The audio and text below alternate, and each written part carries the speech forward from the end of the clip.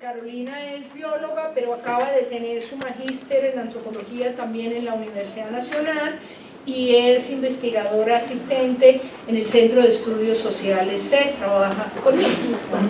Entonces, mi presentación se llama Narrativas de desprecio, el sujeto ñero y la limpieza social en Bogotá. Y ese trabajo es, digamos que parte de los hallazgos de mi tesis de maestría. La investigación que la desarrollé entre el 2012 y el 2015 y tenía pues como propósito explorar la relación entre la construcción de un sujeto que yo llamo como indeseable y el ejercicio de un tipo de violencia que se llama y que es ampliamente reconocida en Colombia como limpieza social. Debo resaltar que hay un trabajo que hizo Carlos Mario Perea que se publicó este año y que precisamente propone una nueva forma de denominar este tipo de violencia, pero digamos que lo que yo hago en mi investigación es mostrar que finalmente es una categoría que usa la gente y que la gente le asigna unos sentidos particulares a esta nominación. ¿Cuál fue el escenario etnográfico pues, que yo elegí? La unidad de planeamiento zonal Patio Bonito. No sé si ustedes saben, la UPZ es un tipo de división administrativa de la ciudad que comprende varios barrios, pero que es más pequeña que la localidad y que se crea a finales de los 90 pues, para generar, digamos que una planificación urbana mucho más acertada. Patio Bonito lo elegí por distintas razones, entre esas porque cuando empecé la investigación, varios barrios, digamos que de esta UPZ, eran un foco de homicidio de jóvenes, un foco de homicidio con arma de fuego, y también porque yo había hecho un trabajo 6 años atrás pues, con jóvenes allí y digamos que había una situación frecuente con los jóvenes y era que habían asesinatos y nunca se sabía cómo las condiciones en las que se ejercían ese tipo de crímenes. Hay que decir que la concentración de este tipo de prácticas se dio particularmente en la década de los 90 y más o menos desde 2000 hacia acá, a excepción del 2009 en donde se presenta como un pico de esta práctica, digamos que se vuelve más selectivo y mucho más discontinuo. Bueno, sobre la categoría ñero. ¿Cómo emerge la categoría ñero? Esa no era una categoría que estaba dispuesta como en la investigación cuando inicié, emerge en el trabajo de campo y para mostrarles cómo emerge traigo pues dos fragmentos de un relato de un habitante de Patio Bonito que creció allí y que todavía vive allí. Alberto dice, uno decía, un ñero es una persona de bajos recursos con muchas necesidades y que creció dentro de una realidad. Uno, por ejemplo, va al Tintal, que es unos conjuntos residenciales que se construyen durante una fase urbana que tiene lugar en la localidad de Kennedy y que es aledaña a la UPZ Patio Bonito, en relación a la cual se crean unas fronteras físicas y simbólicas y que tiene que ver, digamos, que con estas nuevas estéticas de urbanización que se imponen en la ciudad. Y Alberto sigue, uno por ejemplo va al Tintal y hay chinos que quieren aparentar ser ñeros como para tener aunque sea ese respeto y tratan de vestirse ñeros y uno va y viven en un buen apartamento y uno dice, pero ¿por qué son ñeros? Y yo no sé si es que se vuelve moda o los de Patio Bonito hacen eso y ya todos quieren. Alberto fue una persona que durante su adolescencia se reconoció como ñero. Es por eso también que él inscribe, digamos, que lo ñero a un escenario, a un espacio geográfico, pero también social. Esta es una foto, por ejemplo, para mostrarles cómo las fronteras que se han creado en relación a las nuevas fases urbanas de Patio Bonito y cuando él alude, digamos, que lo ñero, alude a lo ñero pensando en términos de que es una configuración estética que usan jóvenes que pertenecen al barrio popular. Vale. Pero entonces esa inscripción que él hace, pues la interpela el hecho, digamos, que de conocer adolescentes que digamos que no viven en condiciones de pobreza, pero que hacen uso, digamos, que de esta configuración estética. Y se lo explica de dos maneras. Uno, es una configuración estética que atrae a muchos jóvenes, aunque no vivan, digamos, que en el barrio popular, se pone en boga y se masifica. Pero una segunda explicación es que hay una intención allí, digamos, que pues que se quiere lograr a través de esta configuración estética y es ganar respeto. Y más adelante les voy a explicar la importancia que tiene eso allí. Mientras tanto, Alex señala otros elementos, digamos, que asociados a la categoría ñero, porque también es una persona que durante su adolescencia se identificó de manera tal, él también creció allí en Patio Bonito, Y en una conversación que sosteníamos con él y con su compañera sentimental, ella le dice, o sea que tú te defines como ñero por la manera de vestir, por las acciones, y Alex le dice, por la vivencia de la calle. Esa es la vivencia, estar en las calles, caminar las calles, recorrerlas, reconocer a la persona, saber quién es bueno, quién es malo, quién está en contra mía, quién está a favor mío. De manera que Alex señala otros dos elementos. La calle como se vuelve escenario, digamos, predominante en la construcción del sujeto joven, pero también digamos que unos modos de sociabilidad. De esa manera, digamos que la categoría ñero emerge como una categoría de autoidentificación en el trabajo que yo realizo, pero lo interesante es como, digamos que prácticas como el delito, como el consumo de drogas y como el ejercicio de la violencia para habitar el barrio pueden ser prácticas en las que incurren estos jóvenes que se autoidentifican como ñeros, pero no son determinantes de lo que significa identificarse como ñero. Y es el caso, por ejemplo, de Alex. Alex era un joven que se identificaba como ñero, pero nunca ejerció el delito ni se vio, digamos que involucrado en acciones que usualmente son muy reprobadas, y es el uso de la violencia en contra de los habitantes de los barrios. Pero también digamos que, y ahí está digamos que el peso de lo que yo encuentro, es que también es una categoría que se usa de manera peyorativa, y creo que más de uno de ustedes ha escuchado el uso peyorativo de este término. Esta es una parte del relato de otra persona que vive en Patio Bonito y dice, los ñeros llegan por camadas, se calman un tiempo y nuevamente llega otra camada. Cuando Dilberto dice que se calman un tiempo, es que los asesinan, ¿sí? Y que nuevamente digamos que aparecen nuevos parches de jóvenes que son pues, identificados por la comunidad como ñeros. ¿Qué revela digamos que este uso peyorativo de la categoría? Una escala de valor social, y digamos que la categoría se usa finalmente para referirse a un sujeto que tiene menor valor social, pero también digamos que muestra cómo se convierten en la encarnación del sujeto peligroso que habita la calle y que además ejerce la violencia, digamos, contra otros habitantes del sector.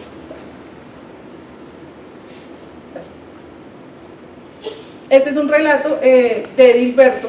Edilberto es una persona que está sobre los 35 años, que ha vivido toda su vida allí y que la mayor parte de sus experiencias desafortunadas las liga a los jóvenes que él reconoce como ñeros. Dice él, yo venía por la acera derecha y venían 4 ñeritos hacia acá, entonces yo mierda, el tipo me dijo que quieto, una requisa, yo me hice el huevón y seguí caminando. El tipo me hizo así con la macheta, pero esa vaina rebotó contra un cinturón que llevaba puesto.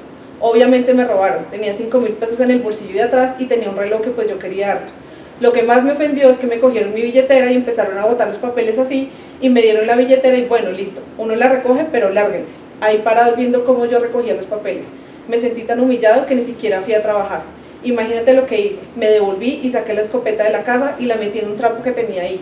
Me puse a buscarlos, pero me arrepentí y me tocó morderme la rabia y devolverme para la casa. Dale. Entonces, el relato de Alberto muestra una cosa que es fundamental y cómo la humillación se vuelve, digamos que en un potente resorte de las narrativas que se construyen en contra de estos jóvenes, pero además como también muestra cómo la humillación para estos jóvenes se convierte, digamos que en la manera de lograr un lugar simbólico y momentáneo de poder. Dale. Ahora, ¿cuáles son los efectos, digamos que de las acciones de estos jóvenes entre los habitantes? Y me refiero, digamos que a estos jóvenes que ejercen violencia contra otros habitantes de los barrios y que son reconocidos por los habitantes como ñeros. La producción de miedo y desconfianza, la impotencia y la ira y el odio, particularmente en casos donde hubo humillación. Y prosigue Hilberto, el punto es que si tú matas a un ñero, vienen, miran, entierran y se quedan.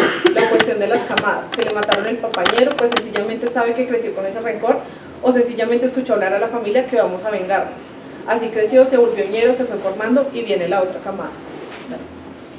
Entonces, ¿cuáles digamos que son los efectos del delito y de la agresión que yo encuentro? Primero, que se convierte en un resorte del habla del crimen. Habla del crimen es una categoría que propone Teresa Caldeira y que se refiere a todas las narraciones que se construyen en relación al crimen, que finalmente lo que hacen es reproducir la experiencia de miedo al crimen, incluso entre quienes no han sido víctimas directas.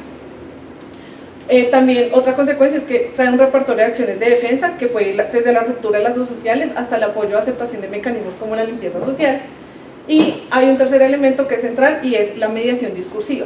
Y esa mediación discursiva me refiero a, digamos, que todos estos mecanismos de clasificación que se construyen y que establecen, digamos, que construyen categorías que se relacionan por oposición. Entonces, las víctimas y los victimarios, quiénes son los buenos y los malos, y finalmente en el campo de lo malo, de lo dañado, están los jóvenes que se identifican como ñeros.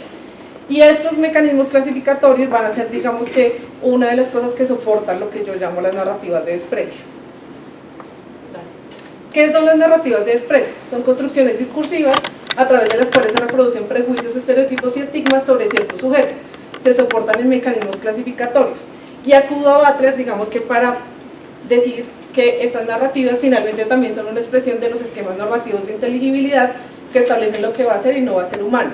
Yo creo que hay una cosa clave de estas narrativas y es que juegan con una relación de la que habla Butler y es representación y humanización.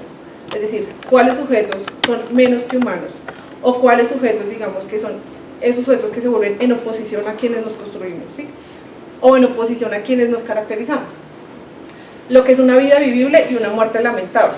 Entonces, digamos que los efectos de las narrativas no solo tienen que ver con la segregación y la exclusión, o necesariamente con el apoyo directo, digamos que a la muerte de este tipo de personas, sino que también tiene que ver con que sus muertes finalmente nunca hacen eco.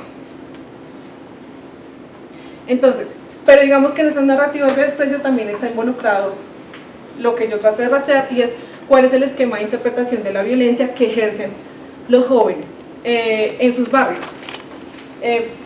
Este es un triángulo que muestra dos elementos que van a estar como en la base de ese esquema de interpretación y son las nociones de autoridad, pero también las nociones de violencia.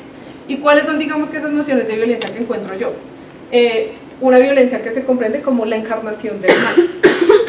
Y pensar, digamos, que la violencia como una encarnación del mal, como que un sujeto que ejerce violencia es porque la encarnación del mal significa que la sanción recae sobre el sujeto, no sobre la acción del sujeto, ¿sí? Que es una cosa que señala Foucault. Y finalmente, cuando la sanción recae sobre el sujeto en sí mismo, porque el sujeto es la encarnación del mal, básicamente la muerte resulta siendo la única salida para resolver, digamos, que un asunto de violencia en el barrio. Y por otro lado está la noción de autoridad, pero una autoridad que se piensa siempre ligada a la violencia. Entonces, de esa manera se comprende, digamos, que las acciones de estos jóvenes como una consecuencia de la falta de autoridad, pero un tipo de autoridad que debería ser restrictiva y represiva, y lo señalo así, digamos, que porque lo que se demanda a veces es mano dura, políticas de mano dura, no solo desde, digamos, que las instituciones del Estado, sino también desde la escuela y desde las familias. Entonces, esa falta de autoridad restrictiva y represiva es una razón del comportamiento reprobable de estos jóvenes. Y finalmente, digamos que lo que abocan esta noción tanto de autoridad como de violencia es a pensar que hay un sujeto joven que es incorregible, es decir, que difícilmente va a haber una solución, digamos, que a las situaciones que se presentan con los jóvenes que, por ejemplo, incurren en el delito y en el uso de la violencia en sus barrios, y la muerte resulta ser, digamos, que la consecuencia o la mejor manera muchas veces de resolverlo. Y no es necesario que se aliente de manera directa un tipo de acción, sino que cuando hay unas narrativas de desprecio que construyen una representación particular de un sujeto, eso abre la puerta, digamos, que para el ejercicio de la violencia contra estas personas. Dale. Entonces, hay discursos que pueden matar, dice Michel Foucault, hay discursos que tienen efectos de poder dependientes del sujeto que los enuncia y no de su estructura racional, también de la fuerza que adquieren al ser compartidos por amplios sectores de la sociedad. Yo siempre tuve una preocupación cuando empecé la investigación y era que yo no quería profundizar un estigma sobre Patio Bonito, porque Patio Bonito históricamente ha sido un lugar estigmatizado. De manera que yo hago una revisión también de otras fuentes que me permiten mostrar cómo tanto la noción de limpieza social como el uso de mecanismos clasificatorios que soportan, digamos, que narrativas de desprecio no es una cosa particular de ella, sino que son narrativas que están ampliamente extendidas y que es muy visible, por ejemplo, a través de las redes sociales o en la prensa, y que es visible también, por ejemplo, en los panfletos que se han distribuido anunciando campañas de limpieza social en distintos sectores de la ciudad. Entonces, ¿qué encuentro, por ejemplo, yo en redes sociales? En Facebook, imágenes que reproducen estereotipos y estigmas y que recaen usualmente sobre el joven del barrio popular. Entonces encontraba, por ejemplo, páginas de emisoras que son muy escuchadas como Vibra Bogotá, en donde hay una foto y todo el mundo dice como qué piensa de los ñeros y un montón de gente opina al respecto, son llenos de prejuicios, de estigmas, digamos que comentarios muy clasistas, que finalmente lo que permite ver es que estas narrativas tienen una amplia aceptación y un amplio apoyo, digamos, que en la sociedad. En medios, por ejemplo, como Las Dos Orillas, vi columnas que eran discursos de odio directos contra sujetos, diciendo cómo aprender a no ser un ñero, una cosa es ser pobre pero otra cosa es ser ñero. y Frikipedia, que es un lugar mordaz, que es una manera mordaz de imitar a Wikipedia, pero que digamos que también circulan un montón de prejuicios y estigmas sobre jóvenes del barrio popular que son etiquetados como ñeros.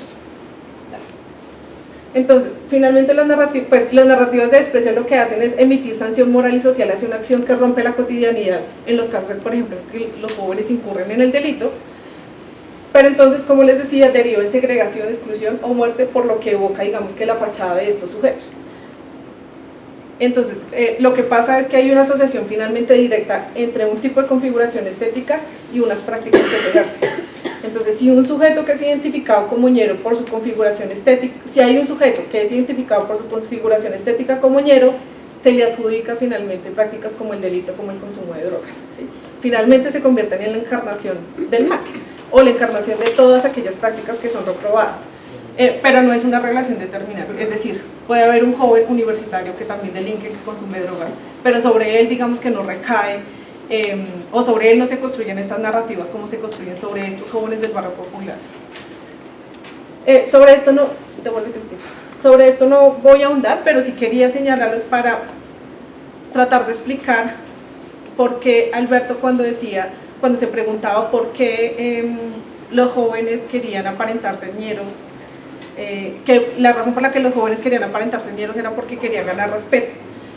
Entonces yo me pregunto cuál es, digamos, que la base cultural que soporta la experiencia de estos jóvenes que hacen uso de la violencia en los barrios y que son etiquetados en muchas ocasiones como ñeros. Este es un relato de una persona que fue como fundamental para mi tesis y también creció en Patio Bonito, ejerció el delito, desde muy niño se resultó involucrado en las dinámicas del delito. Y yo le pregunto, ¿por qué ese camino y no otro?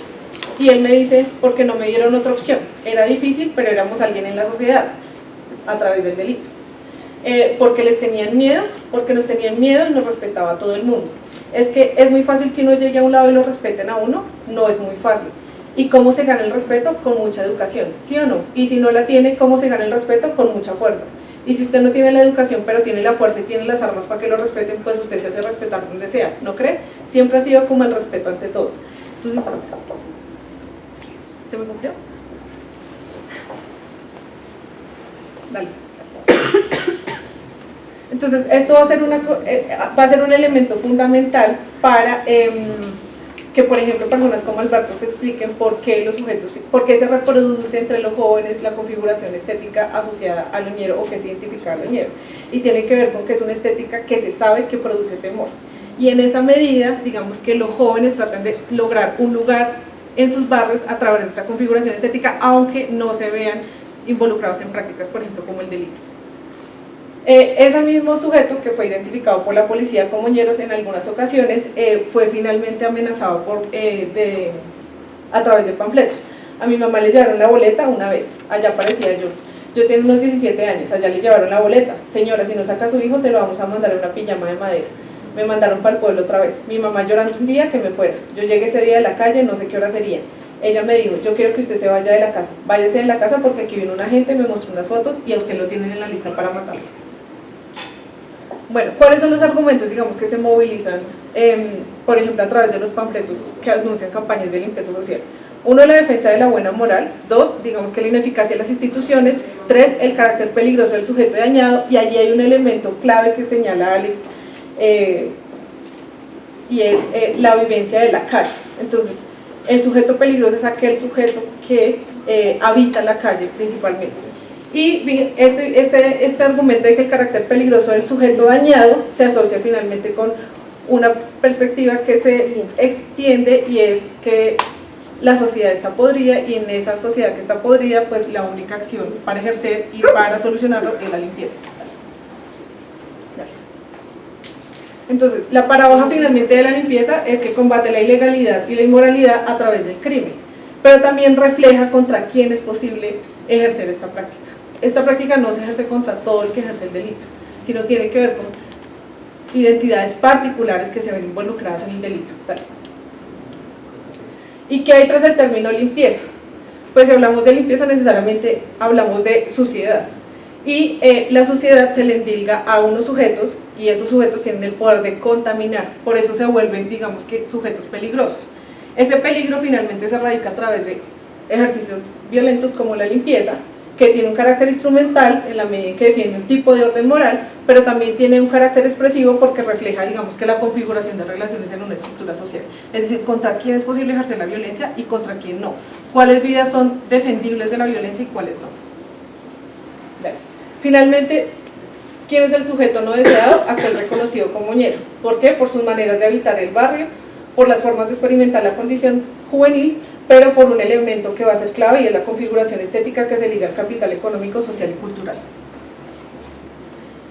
Dice Camilo, un ñero es una persona muy agresiva que se viste particularmente, que tiene su vocabulario particular, que a todas las personas no las baja de gonorreas, y particularmente se visten con su gorra, con sus pantalones caídos, con sus chaquetas. Yo tuve amigos que eran de muy buena familia, pero solamente por dárselas de ñeros los mataron, cuando existían las limpiezas sociales o la mano negra que llamaban, y nunca tuvieron nada que ver. A ellos los mataron solamente por eso, porque querían vestirse de una manera particular, querían hablar de una manera particular, querían relacionarse con gente de la cual ellos no tenían necesidad de relacionarse, porque no la tenían, entonces por eso mismo los mataban. Básicamente va a señalar dos conclusiones, que es lo que he venido diciéndoles a lo largo de la presentación. Uno, que las narrativas de desprecio construidas sobre el sujeto ñero son una puerta de entrada al ejercicio de la violencia contra sectores marginados urbanos. Reflejan formas de diferenciación social jerarquizadas en virtud del capital económico, social y cultural. Los efectos de dichas narrativas son escalonados, pueden ir desde el desprecio, la segregación, la exclusión, la estigmatización, hasta la simpatía, la impunidad y la indiferencia frente a sus muertes. Y aquellos jóvenes que encarnan lo ñero y que además ejercen el delito, hacen presencia en sus contextos barriales haciendo uso de la violencia. En respuesta a ellos, los llamados ñeros se convierten en focos de la violencia social que se ejerce a través de los mecanismos de la limpieza social. Gracias.